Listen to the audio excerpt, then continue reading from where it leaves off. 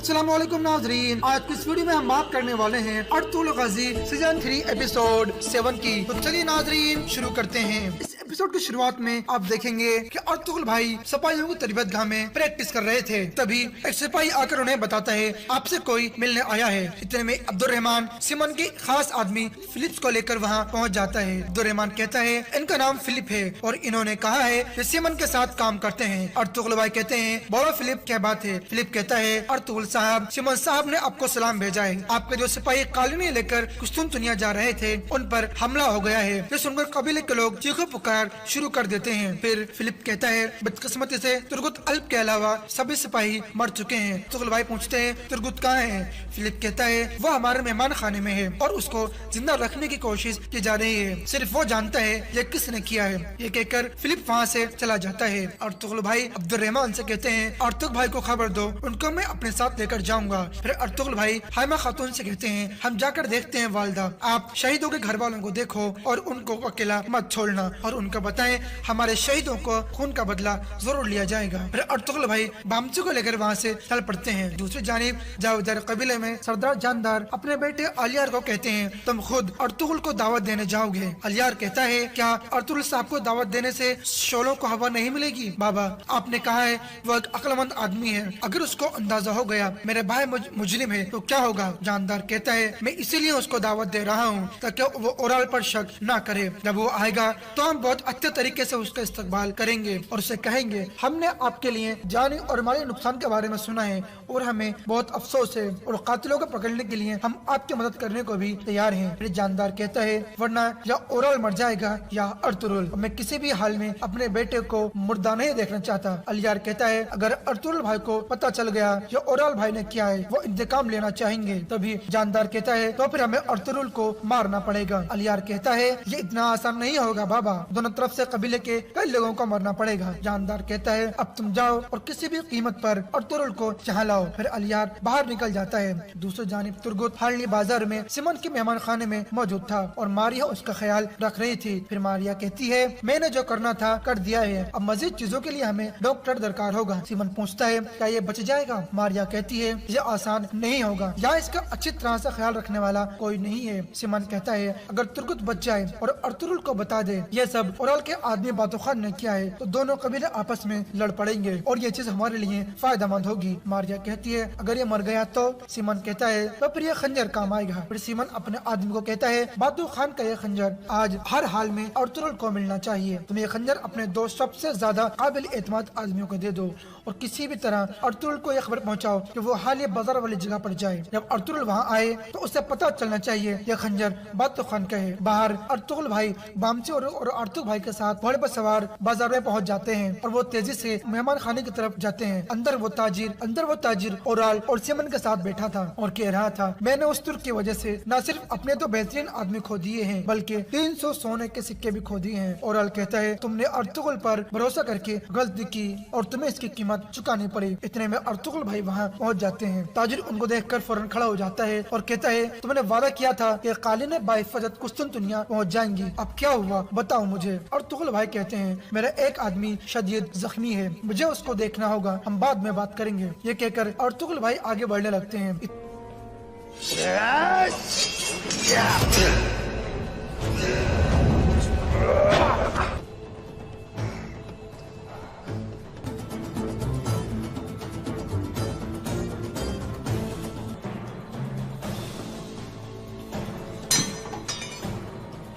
Oral Ertugrul भाई के पास आकर कहता है, अर्तुगरुल साहब जो हुआ है मुझे पता है, इस बाजार में तुम मेरे हरीफ हो, लेकिन मुझे तुम्हारे उस नुकसान पर अफसोस है। फिर सीमन आगे आकर कहता है, आप यकीन रखो मुझसे जो कुछ भी हो सका वो मैं करूंगा अर्तुगरुल साहब। अर्तुगरुल भाई कहते हैं, मैं आपका एहसान नहीं भूलूंगा जनाब सीमन। मेरा सिपाही कहाँ है? सीमन कहता है, मेरी बहन मारिया उसका ख्याल रख रही है, आप परेशान ना हो। फिलिप तुम अर्तुगरुल भाई को तुर्गुत के कमरे में ले जाओ, मैं भी थोड़ी देर तक आता हूँ। फिर अर्तुगरुल भाई फिलिप के साथ अंदर चले जाते हैं। उनके जाने के बाद ओराल हाथ आगे करके ताजिर को उठाता है और कहता है, ये कीमत है तुम्हारे चालाकी की युगाड़ो। इसके बाद वो तीनों एक मेज पर बैठ जाते हैं। दूसरे जानिब अर्तुगरुल भाई तुर्गुत के पास अंदर पहुँचते हैं और तुर्गुत के जख्मों को देखकर गमगीन और परेशान हो जाते हैं। फिर अर्तुग भाई तुर्गुत के पास आते हैं। मारिया कहती है, तलवार इनके बाजू और पीछे की तरफ लगी है, लेकिन असल जख्म पेट वाला है। किसी अहम अज़ा का नुकसान तो नहीं पहुंचा है, लेकिन खून काफी बह गया है। मैं एक नर्स भी रह चुकी हूँ, अगर आप चाहें तो मैं मदद कर सकती हूँ। अर्तुग भाई कहते हैं, ठीक है, आप मुझे सफाई के लिए कपड़ा और गर्म पानी ला दो। फिर अर्तुगरुल भाई मारिया से पूछते हैं, तुर्गुत किसे मिला था और कहाँ मिला था? मारिया कहती है कि मुझे करे साचर के करीब मिला था। अर्तुगरुल भाई पूछते हैं, तुम वहाँ क्या कर रही थी? मारिया कहती है, हम उधर अपनी कुछ रकम वसूल करने जा रहे थे, तभी रास्ते में हमें बड़ा हुआ मिला। अर्तुगरुल भाई पूछते हैं, मेरे बाकी सिपाही कहाँ हैं? मारिया कहती है, वह बाहर है। सीमन भाई ने घोड़ा गाड़ी मंगवा कर वो लाशें मंगवा ली थी। मुझे आपके नुकसान का बहुत अफसोस है। दूसरी जानिब सीमन उस ताजिर को कहता है, तुम्हारी कालीनें जल चुकी हैं, क्या तुम खाली हाथ वेनस वापस जाओगे? और साहब की पेशकश अभी भी है, एक कालीन के बदले 3 सोने के सिक्के। इसके अलावा माल का भाई हिफाजत कुछ तुम दुनिया पहुँचाने की जिम्मेदारी भी हम दोनों उठाएंगे। ताजिर कहता है, और उन सिक्कों का क्या होगा जो मैंने अर्तुगरुल को दिए थे? सीमन कहता है, वो मैं देख लूंगा, अगर आप चाहो तो मैं आपके लिए सिक्के वसूल करके अपने पास रख लूंगा। ताजिर कहता है, मेरे पास और कोई चारा नहीं है, 3 दिन में मुझे वापस जाना होगा, इसलिए मैं अब ओराल साहब से कालीनें ले लूंगा। फिर सीमन ओराल से कहता है, युगाडो को बाहर तक 1500 कालीनें चाहिए, क्या तुम इनके लिए कालीनें तैयार कर सकते हो? ओराल कहता है, ठीक है, मैं कर लूंगा। फिर वो खड़ा होकर ताजिर से हाथ मिलाता है। दूसरी जानिब अर्तुगरुल भाई बामसी के साथ बाहर आकर अपने साथियों की लाशें देखते हैं और फातिहा ख्वानी करते हैं। इसके बाद अर्तुगरुल भाई कहते हैं कि जिसने भी किया है हम उसको बहुत खौफनाक मौत देंगे। इतने में सीमन भी वहाँ आ जाता है और कहता है, जिसने भी ये किया है वो इंसान नहीं हो सकता, वो इतने घटिया हैं कि उन्होंने कालीनों के लिए आदमियों को कत्ल कर दिया। अब ये हम दोनों की जिम्मेदारी है कि हम उनसे बदला लें। अर्तुगरुल भाई पूछते हैं, और आप क्या जानते हैं इसके बारे में? वो लोग कौन थे? सीमन कहता है, मारिया ने बताया है, वो तादाद में काफी ज्यादा थे और उनके भी काफी आदमी मारे गए हैं, लेकिन वो उनकी लाशों को उठाकर ले गए हैं और कालीनों को जला दिया है। अर्तुगरुल भाई कहते हैं, इसका मतलब है वो चोर नहीं थे। सीमन कहता है, हाँ, ऐसा लगता है कोई आपके खिलाफ रंजिश रखता है। अर्तुगरुल भाई सोच में पड़ जाते हैं। फिर सीमन कहता है, ओराल पर शक न करना अर्तुगरुल साहब, वो कल रात अपने कबीले में मौजूद था, इसके अलावा वो इतनी घटिया हरकत नहीं कर सकता। इतने में अलियार भी बाजार में पहुंच जाता है। साथ वाले सिपाही उसे बताता है, यह अर्तुगरुल है और इसके साथ बामसी सिपाही है और उनके साथ उनके बाजार का मालिक सीमन है। अलियार कहता है, ठीक है, अब तुम जाओ। दूसरी तरफ अर्तुग भाई तुर्गुत के जख्म को टाँके लगाकर सिल देते हैं। इतने में अर्तुगरुल भाई और बामसी वहाँ पहुँच जाते हैं। अर्तुगरुल भाई पहुँचते हैं, क्या सूरत हाल है? अर्तुग भाई कहते हैं, मारिया ने तुर्गुत का अच्छा ख्याल रखा है भाई, वरना तुर्गुत की जान भी जा सकती थी। अभी हम इसे कबीले में नहीं ले जा सकते क्योंकि इसकी हालत बहुत नाजुक है। मारिया कहती है, मैं इसका ख्याल रखूंगी अर्तुगरुल साहब। अर्तुगरुल भाई हाँ में सर हिलाते हैं तो वो तीनों बाहर निकल जाते हैं। बाहर आकर अर्तुगरुल भाई बामसी से कहते हैं, तुम तुर्गुत के पास रुक जाओ बामसी, हम किसी पर भरोसा नहीं कर सकते। अर्तुग भाई कहते हैं, अगर बाप्तिस याहिया भी इस मेहमान खान में मौजूद हुआ तो क्या होगा भाई? अर्तुगरुल भाई कहते हैं, अगर बाप्तिस याहिया सीमन है तो वो मेरे एतबार जीतने की कोशिश करेगा और हम भी ये खेल आगे बढ़ाएंगे जब तक ये सूरत वाज़ेह नहीं हो जाती। इतने में सीमन भी वहाँ आ जाता है। तुर्गुत भाई से कहते हैं, बामसी तुर्गुत के पास रहेगा, मैं आपकी खिदमत का बदला चुकाऊंगा। सीमन कहता है, बदला चुकाने की कोई जरूरत नहीं है, तुर्गुत अल्प मेरा और मारिया का मेहमान है और बामसी भी, आप परेशान मत हो। अर्तुगरुल भाई कहते हैं, बहुत शुक्रिया, और फिर वहाँ से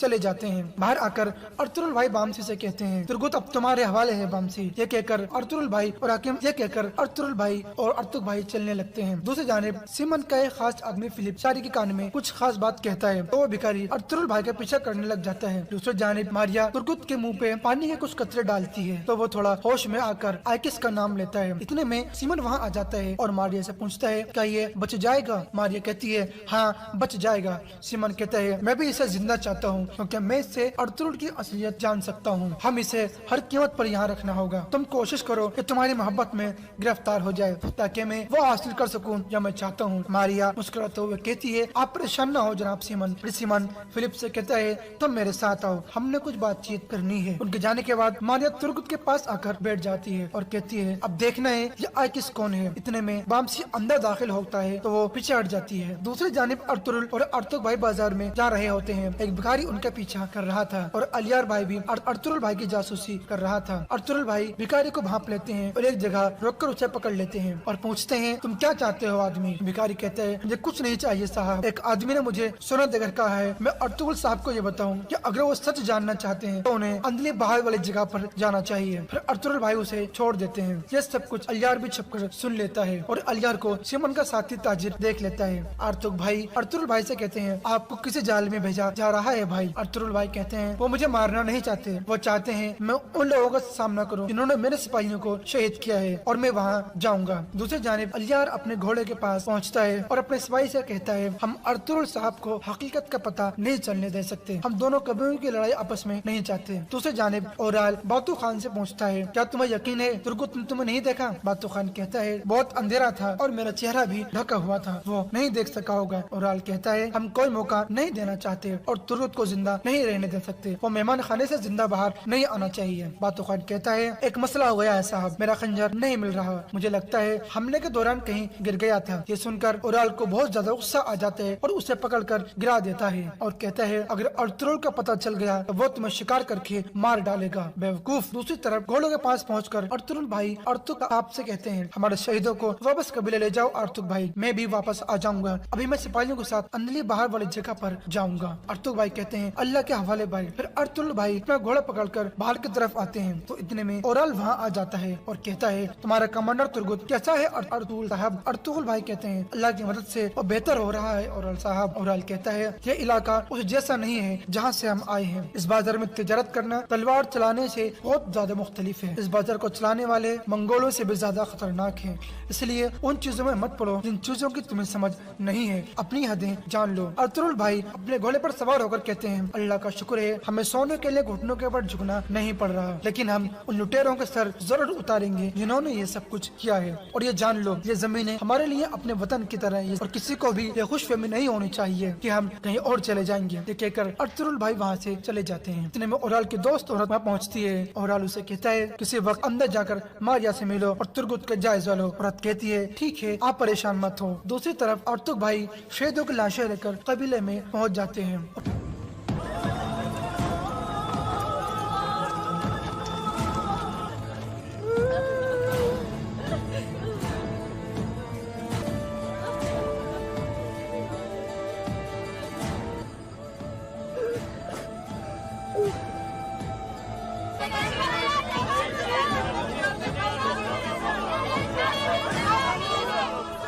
तो भाई उन्हें खामोश कराकर कहते हैं, अर्तुगरुल साहब इस वाक़े के जिम्मेदारों के पीछे लगे हुए हैं और आप सब ये जान लें कि वो खालियात वापस नहीं लौटेंगे, वो घटिया लोग बहुत जल्द अपने अंजाम को पहुंच जाएंगे। और नाजरीन, इसी एपिसोड यहाँ खत्म होता है। वीडियो पसंद आने की सूरत में वीडियो को लाइक और शेयर जरूर करें। मजीद वीडियो के लिए लाजमी चैनल को सब्सक्राइब करें। अस्सलाम वालेकुम, अल्लाह हाफिज। के लिए बड़े बड़े औकाफ कायम किए, वक्फ सल्तनत के इक़्तिसाद में एक बुनियादी रुकन की हैसियत रखता था। प्रोफेसर मोहम्मद हर्ब लिखते हैं, इस्तांबुल की यूनिवर्सिटियों में इल्मी तहरीक पूरे जोबन पर थी। बतौर मिसाल सक़ुल्लाह मोहम्मद पाशा का नाम लिया जा सकता है, जो इस्तांबुल इस मिली तहरीक पर चेकोस्लोवाकिया में मौजूद 2000 उस्मानी गांवों की आमदनी खर्च करता था। चेकोस्लोवाकिया उस्मानी सल्तनत का हिस्सा था। इसी तरह इस्तादी आफंदी, जो रोमिली यानी बलकान के लश्कर के काजी थे, ने यतीम बच्चों के जहेज के लिए 2 बड़े वक्फ कायम कर रखे थे। जो बच्चियाँ शादी की उम्र को पहुँच चुकी होती थीं, इस दौलत से उनकी इज्जत के साथ रुखसती अमल में लाई जाती थी। उस्मानियों के पास बड़े बड़े औकाफ थे और उनकी तादाद बहुत ज़्यादा थी। एक और मिसाल, बाज़ औकाफ ऐसे भी थे जिनकी आमदनी से ज़रूरतमंद ख़ानदानों को माहाना तनख्वाह दी जाती थी। ये तनख्वाह अक्ल और शरब के अलावा थी, क्योंकि बाज़ औकाफ ऐसे भी थे जो ज़रूरतमंदों के लिए मुफ्त खाने का एहतमाम करते थे। मुफ्त खाने के लिए وقف کی الگ عمارتیں تھیں جہاں پر غربا کو مفت کھانا ملتا تھا، اور تقریباً یہ عمارتیں 20,000 افراد میں روزانہ مفت کھانا تقسیم کرتی تھیں، اور اس طرح کا اہتمام تمام صوبوں میں کیا جاتا تھا۔ اسی طرح کا ایک خیراتی لنگر خانہ سلیمانیہ جامع مسجد میں بھی تھا۔ 1586 عیسوی میں اس کا کل خرچ $10 ملین سے کچھ کم تھا۔ سلاطین، امراء، وزراء کی سطح پر سلطنت کی کچھ اسی طرح کی پالیسی تھی جو ضرورت مندوں کو خوراک کی ضمانت فراہم اور مستحقین کی نگہداشت کرتی تھی، چونکہ علماء کی حیثیت ملک میں وہی ہے جو جسم میں روح کی ہے، اس لیے ان کی تعظیم کر انہیں حوصلہ دے۔ کسی دوسرے شہر میں کسی عالم کے بارے سنے تو اسے اپنے پاس بلا لے اور اس کی ضروریات کو پورا کرے۔ سلطان محمد فتح نے اپنی بڑی بڑی مساجد میں امامت اور خطابت کے فرائض سر انجام دینے والے علماء و فضلاء کے وظائف مقرر کرنے کا خصوصی اہتمام فرما رکھا تھا۔ پرانی آسامیوں کو قائم رکھنے کے ساتھ ساتھ نئی آسامیاں بھی پیدا کی۔ بڑی مساجد کی اہم آسامیوں میں امام، خطیب، مؤذن اور چوکیدار خاص طور پر قابل ذکر ہیں۔ ان آسامیوں کو کینڈیڈیٹ بڑے بڑے دینی مدارس کے فارغ التحصیل فضلاء ہوتے تھے، جن کو سلاطین اور وزراء مالی امداد دے کر مضبوط کرتے تھے، اور یہ سلاطین اور وزراء اس سلسلے میں ایک دوسرے سے آگے نکلنے کی کوشش کرتے تھے۔ یہ دینی ملازمین براہ راست دارالحکومت میں متعین مفتی کے ماتحت ہوتے تھے۔ بڑے صوبوں میں فضاء العسکر فوج کے قاضی ان کی نیابت کرتے تھے، قیادت کرتے تھے۔ رہے چھوٹے صوبے تو وہاں امام ہی تمام دینی امور کی نگہداشت کرتے، بالخصوص دیہاتوں میں امام ہی تمام ذمہ داریاں پوری کرتے تھے۔ وہ مدارس جو دینی ملازمین تیار کرتے تھے، ان میں پڑھنے والے طلباء کے 3 مدارس تھے۔ ایک وہ تھے جو صوفتہ میں پڑھتے تھے، یہ سب سے چھوٹا درجہ تھا۔ دوسرا درجہ ان لوگوں کا تھا جنہیں فارغ المستحصل ہونے پر دانشوری کا لقب دیا جاتا تھا۔ تیسرے اور آخری درجے میں مدرسین آتے تھے۔ سلطان مراد ثانی کے دور میں صوفتہ کی تعداد 90,000 تھی۔ سلطان کے تمام کاموں میں ان لوگوں کی اثرات بہت نمایاں تھے۔ خبردار، تجھے مال اور دولت کی نافرمانی اور لشکر کی کثرت دھوکے میں نہ ڈال دے۔ اہل شریعت کو اپنے دروازے سے دور نہ کرنا، ایسا کام نہ کرنا جو شرعی احکام کے خلاف ہو۔ دین ہمارا مقصود ہے، ہدایت ہمارا منہج ہے، اور اسی سے ہمیں کامرانی نصیب ہوئی ہے۔ سلطان محمد فتح علیہ رحمتہ اپنے جانشین کو متنبہ کر رہا ہے کہ دولت یا لشکر کی کثرت سے دھوکہ نہ کھانا، اور اسے بتا رہا ہے کہ علماء فقہا کا حاکم سے دور ہونا کتنے بڑے خطرے کی بات ہے۔ سلطان اسے خبردار کر رہا ہے کہ شرعی احکام کی مخالفت نہ کرنا، کیونکہ شریعت کی مخالفت دنیا میں بد نصیبی اور زوال کا سبب بنتی ہے، اور آخرت میں ہلاکت اور عذاب کا۔ شریعت خداوندی سے دوری کے اثرات قوم کی زندگی کے تمام پہلوؤں، دینی، معاشرتی، سیاسی اور اقتصادی پر مرتب ہوتے ہیں۔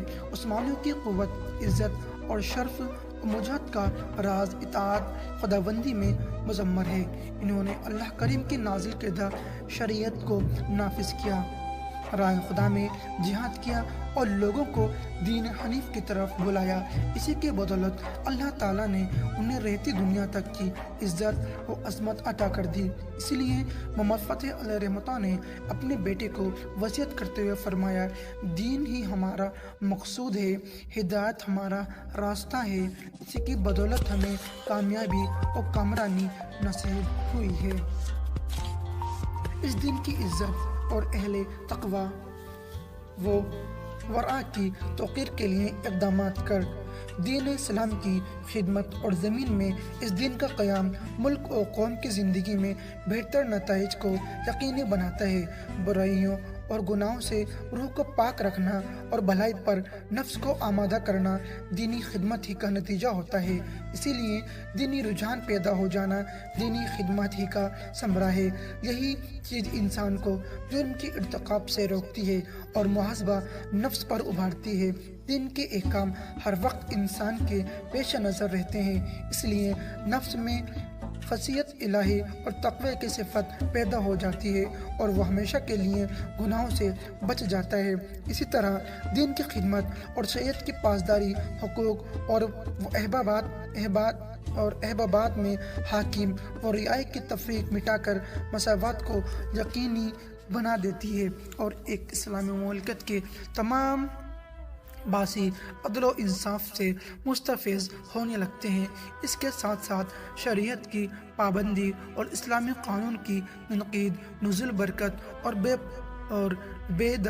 بے در پہ نعمتوں کے حصول کا سبب بنتی ہے، کیونکہ ایسا نہیں کہ آخرت میں بہترین جزا کا راستہ اور ہوا اور دنیا میں فلاح کا راستہ اس سے مختلف کوئی دوسرا۔ اللہ کریم نے دنیا اور آخرت دونوں کی بھلائی کے لیے ایک ہی راستہ مقرر فرمایا ہے اور وہ ہے اسلام کا راستہ۔ اسلامی احکام کی تنفیذ سے قلوب کے اندر بھی برکتیں پائی جاتی ہیں اور احساسات کے اندر بھی، اس سے زندگی میں برکتیں حاصل ہوتی ہیں اور اسی سے آخرت کی کامیابی حاصل ہوتی ہے۔ کبھی ایسا بھی ہوتا ہے کہ تھوڑی چیز میں برکت پیدا ہو جاتی ہے بشرطے کہ اس سے بہتر انداز سے فائدہ اٹھایا جائے۔ شریعت اسلامی پر عمل ہی کے نتیجے میں ایک ایسا اسلامی معاشرہ معرض وجود میں آیا جو اپنے دین اور نظریے کی حفاظت پر حریص تھا اور جس نے وہ راستہ اختیار کیا جس کا مقصد قرآن اور سنت تھے۔ قرآن اور سنت وہ مصدر ہے جس میں ایک مسلم فرد، مسلم جماعت، مسلم امہ اور مسلم سلطنت کی تعمیر و تشکیل کا مکمل سامان موجود ہے۔ قرآن اور سنت پر کاربند رہنے کی بدولت پوری قوم کے حوصلے بلند ہو گئے اور لوگ علم، تہذیب، ترقی اور آگے بڑھنے کے اسباب کو اختیار کرنے میں سرگرم عمل ہو گئے، کیونکہ یہ شریعت اپنے اندر ترقی اور آگے بڑھنے کے تمام وسائل رکھتی ہے اور ذیل معاشروں خواہ وہ کوئی ہو اور کہیں ہو کہ تہذیبی زندگی کی فنت کو دور کرنے کا سامان بھی رکھتی ہے۔ لوگ باعمل علماء کی ضرورت محسوس کرتے ہیں تاکہ وہ انہیں ان کا دین سکھائیں، ان کی اللہ تعالیٰ کے اطاعت پر تربیت کریں۔ علماء ہی وہ لوگ ہیں جو لوگوں کے سامنے اللہ تعالیٰ کے احکام اور اس کے رسول کے ارشادات کو بیان کرتے ہیں اور شریعت کی نصوص کی اسلامی اصولوں کے مطابق تفسیر اور توضیح کرتے ہیں۔ اسی لیے ارشاد باری تعالیٰ ہے۔ ترجمہ: پس دریافت کر لو اہل علم سے اگر تم خود نہیں جانتے۔ پھر کہتے ہیں محمد فتح اپنے بیٹے سے، ملک کی دولت کو عیش و عشرت، لوہ لعب یا غیر ضروری کاموں میں خرچ مت کرنا، کیونکہ فضول خرچی ہلاکت کا سب سے بڑا سبب ہے۔ یہ وصیت سلطان محمد فاتح علیہ رحمتہ کے ولی عہد کی رہنمائی کرتی ہے کہ وہ اعتدال اور اخراجات میں میانہ روی اختیار کریں۔ یہ وصیت اللہ اور اس کے رسول اللہ صلی اللہ علیہ وسلم کے حکم اعتدال اور میانہ روی کو صحیح سمجھنے کا نتیجہ ہے۔ سلطان محمد فتح علیہ رحمتہ بخوبی جانتے تھے کہ اسراف سے حاکم اور ملک کا دور رہنا بہت ضروری ہے، کیونکہ فضول خرچی میں اللہ اور اس کے رسول صلی اللہ علیہ وسلم کی نافرمانی ہے۔ پھر کہتے ہیں سلطان محمد فتح علیہ رحمتہ کا وصال اور مشرقی و مغرب پر اس کے اثرات کے بارے میں اب ہم بات کریں گے۔ ربیع الاول کا مہینہ تھا 886 ہجری بمطابق 1481 ہجری عیسوی کو سلطان محمد فتح قسطنطنیہ سے ایشیا کوچیک کی طرف روانہ ہوئے، جہاں اس قدر میں ایک دوسرا بہت بڑا لشکر مکمل طور پر جنگ کے لیے تیار ہو چکا تھا۔ سلطان ابھی تک استنبول سے نہیں نکلے تھے کہ ان کی صحت خراب ہو گئی، لیکن شوق جہاد کی بدولت انہوں نے اس کی کچھ پرواہ نہ کی اور آمدہ سفر ہو گئے۔ خود ہی اپنے لشکر کی قیادت کی اور پورے حوصلے سے کام لیا۔ ان کا یہ معمول تھا کہ بیماری کی حالت میں بھی مورکہ کا کارزار میں گھس جاتے تھے اور لڑائی کی سختیوں میں بیماری سے شفا حاصل کرتے تھے، لیکن اس بار مرض بڑھ گیا اور اس قدر پہنچ کر قدم اٹھانا مشکل ہو گیا تھا۔ طبیبوں کو بلایا گیا لیکن فیصلہ ہو چکا تھا۔ علاج معالجے سے کچھ فائدہ نہ ہوا اور سلطان محمد فاتح علیہ رحمتہ اپنے لشکر درار کے درمیان بروز جمعرات 4 ربیع الاول 886 ہجری کا مطابق 3 مئی 1481 عیسوی کو وصال فرما گئے۔ اِنَّ لِلَّهِ وَإِنَّا إِلَيْهِ رَاجِعُونَ۔ وصال کے وقت ان کی عمر 52 سال تھی اور 30 سال سے کچھ زیادہ عرصہ انہوں نے سلطنت عثمانیہ کی فرما روائی کی تھی۔ آپ کی وصال کی خبر جب مشرق اور مغرب میں پھیلی تو ایک خوفناک دھماکہ ہوا جس سے اسلام اور اہل اسلام تھرا گئے۔ نصرانیت کے گھروں میں گھی کے چراغ جلنے لگے اور ان کی خوشی و مسرت کی کوئی انتہا نہ رہی۔ نصرانیوں نے روڈس میں نماز شکر ادا کی کہ اس خوفناک دشمن سے نجات حاصل ہوئی۔ عثمانی سلطنت کے لشکر اٹلی کے جنوب میں پہنچ چکے تھے تاکہ پورے ملک اٹلی کو فتح کر کے دولت عثمانی کا حصہ بنایا جائے، لیکن بدقسمتی سے سلطان محمد فتح کی وفات کی خبر نے لشکر کے حوصلوں کو پست کر دیا۔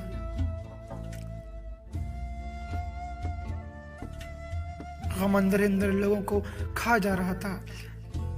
ملال کی فضا چھا گئی تھی۔ مجبوراً عثمانیوں کو شاہ نابولی کے ساتھ مذاکرات کرنے پڑے تاکہ وہ اپنی جان اور مال کو بحفاظت بچا کر واپس ہو سکیں۔ مذاکرات بظاہر کامیاب رہے لیکن نصرانیوں نے عہدہ شکنی کرتے ہوئے فوج کے باقی مادہ حصے کو گرفتار کر کے لوہے کے زنجیروں میں جکڑ دیا۔ سلطان کی وصال کی خبر جب روما پہنچی، پوپ بہت خوش ہوا۔ اس نے کلیسائیں کھولنے کا حکم دیا۔ تمام کلیسائیوں میں نماز شکر ادا کی گئی اور کانفرنسز منعقد کی گئیں۔ راستوں اور چوراہوں کو سجایا گیا، جلوس نکالے گئے، توپوں کے گولوں کی گونج میں خوشی اور مسرت کے گیت گائے گئے اور 3 دن تک روما میں جشن اور عید کا سما رہا۔ محمد فتح علیہ رحمتہ کے وصال سے نصرانیت ایک عظیم ترین خطرے سے نجات پا گئی جو ہمیشہ ننگی تلوار کی طرح ان کے سر پر منڈلاتی رہتی تھی۔ کوئی نہیں جانتا تھا کہ سلطان محمد اپنے لشکر کی قیادت کرتے کس طرف جانے کا ارادہ رکھتے تھے۔ اس سلسلے میں لوگوں کی آرا مختلف تھی۔ کیا وہ روڈس کا ارادہ رکھتے تھے تاکہ اس جزیرے کو فتح کریں جو سلطان کے قائد مسیح پاشا کے ہاتھوں فتح نہیں ہو سکا تھا، یا وہ جنوبی اٹلی جانا چاہتے تھے تاکہ مسلم لشکر کو فتوحات کے سلسلے کو آگے بڑھایا جا سکے جو اٹلی میں ٹھہرا ہوا تھا اور اس طرح شمالی اٹلی، فرانس اور ہسپانیہ کو فتح کیا جائے۔ یہ ایک ایسا راز ہے جو سلطان کے سینے میں مدفون ہو کر رہ گیا اور کوئی شخص اس سے آج تک آگاہ نہیں ہو سکا۔ سلطان محمد فتح کی یہ عادت تھی کہ اپنی منزل مقصود سے کسی کو آگاہ نہیں کرتا تھا اور اس بارے مکمل رازداری کا مظاہرہ کرتا تھا اور یوں اپنے دشمن کو حیرت سے اور غفلت میں چھوڑ دیتا تھا۔ کسی کے کچھ معلوم نہیں ہوتا تھا کہ کب اس کے سر پر جنگ کے بادل منڈلانے لگ جائیں۔ پھر اس رازداری کے بعد بہت تیزی سے اپنی جنگی حکمت عملی پر عمل پیرا ہوتا اور دشمن کو قطعاً سنبھلنے کا موقع نہیں دیتا تھا۔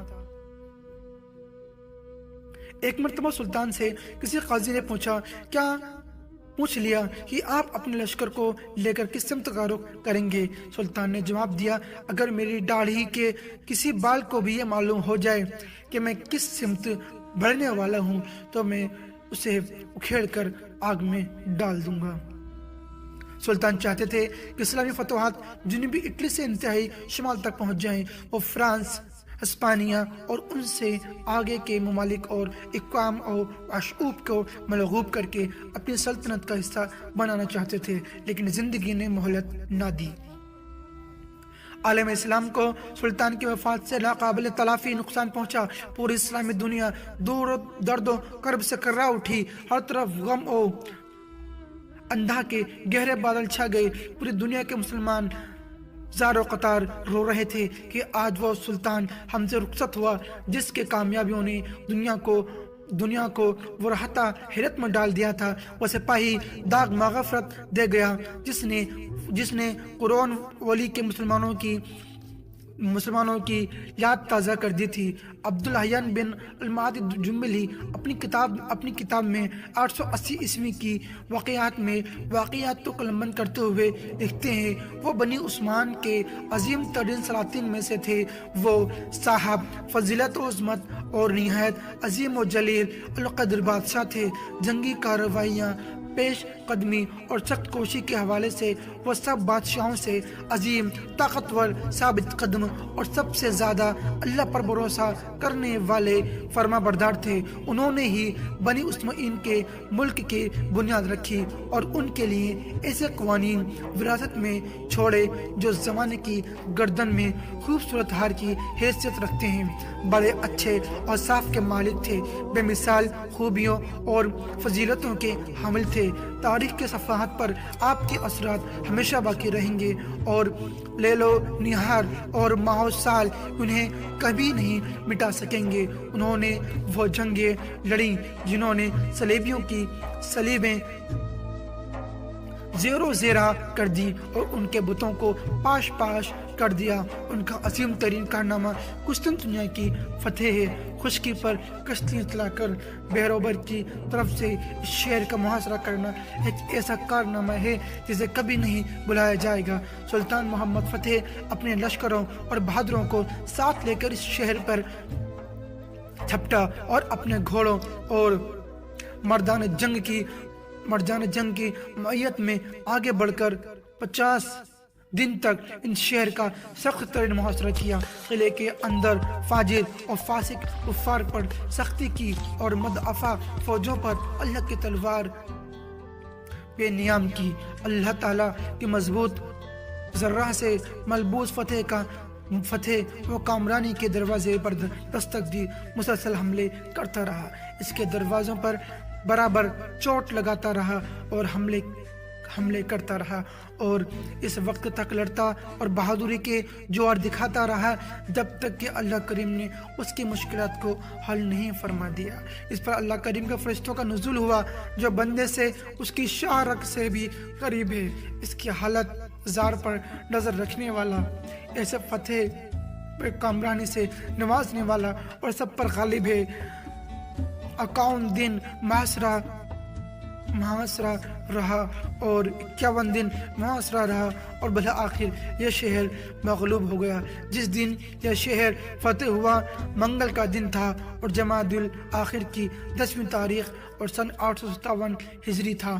انہوں نے فتح کے بعد نصرانیوں کو سب سے بڑے گرجے میں نماز جمعہ ادا کی جس کا نام آیا صوفیہ تھا۔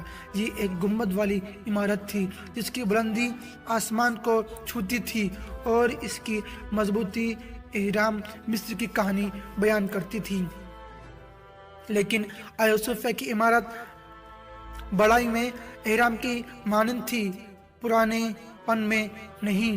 سلطان نے استنبول میں علم کی ایک ایسے مضبوط بنیاد ڈالی جس کے سورج کو ڈوب جانے کا اندیشہ نہیں، اور مدارس بنائے جن کی گنبد نما 8 دروازے ہیں جن سے بآسانی اندر جایا جا سکتا ہے، اور ان میں وہ نصاب مقرر کیا جو منقول و معقول ہر طرح کے علم پر مشتمل ہے۔ اللہ طلباء کے طرف سے انہیں بہترین جزا دے، انہوں نے اجر عظیم سے نوازے اور بہت بڑا ثواب عطا کرے، آمین یا رب العالمین۔ اور اس کے بعد ان کے لیے مراتب یعنی کہ رینک مقرر کیے جن سے وہ ترقی کرتے تھے اور کوشش کر کے ان لوگوں کو حاصل کر لیتے تھے، یہاں تک کہ دنیا کی سعادت کے ساتھ ساتھ دنیاوی جاؤ حشمت کے وسیلے سے سعادت عقبی بھی حاصل کر لیتے تھے۔ آپ رحمۃ اللہ علیہ نے دور دراز شہروں اور علاقوں سے بڑے بڑے علماء کو اپنے پاس بلا لیا، ان پر انعام و اکرام کی بارش کی اور ان کے ساتھ لطف و احسان کا سلوک کیا، جیسے مولانا علی کوشاجی، فاضل توسی، علماء قرآنی وغیرہ علماء اسلام اور فضلائے نام کی بدولت استنبول دنیا کا عظیم ترین شہر بن گیا، جسے بجا طور پر فخر اور بلندی کا معدن کہا جا سکتا ہے۔ اس شہر میں ہر فن کے اہل کمال جمع ہو گئے ہیں۔ آج بھی استنبول کے علماء دنیا سے اسلام کے عظیم ترین علماء میں شمار ہوتے ہیں اور اس کے اہل حرفہ دنیا بھر میں فن کی باریکیوں سے کمال واقفیت رکھنے کی وجہ سے مشہور ہیں۔ یہاں کے ارباب دولت بڑی شہادتوں کے مالک ہے۔ حضرت سلطان محمد فتح رحمۃ اللہ علیہ کے اہل اسلام پر جو احسانات ہیں، بالخصوص علماء پر وہ حد شمار سے باہر ہیں۔ اللہ کریم ان پر رحمت فرمائے، ان کی خطاؤں سے درگزر کرے، ان سے راضی ہو اور مصلحین میں ان کا ذکر بلند ہوتا رہے۔ آمین ثم آمین۔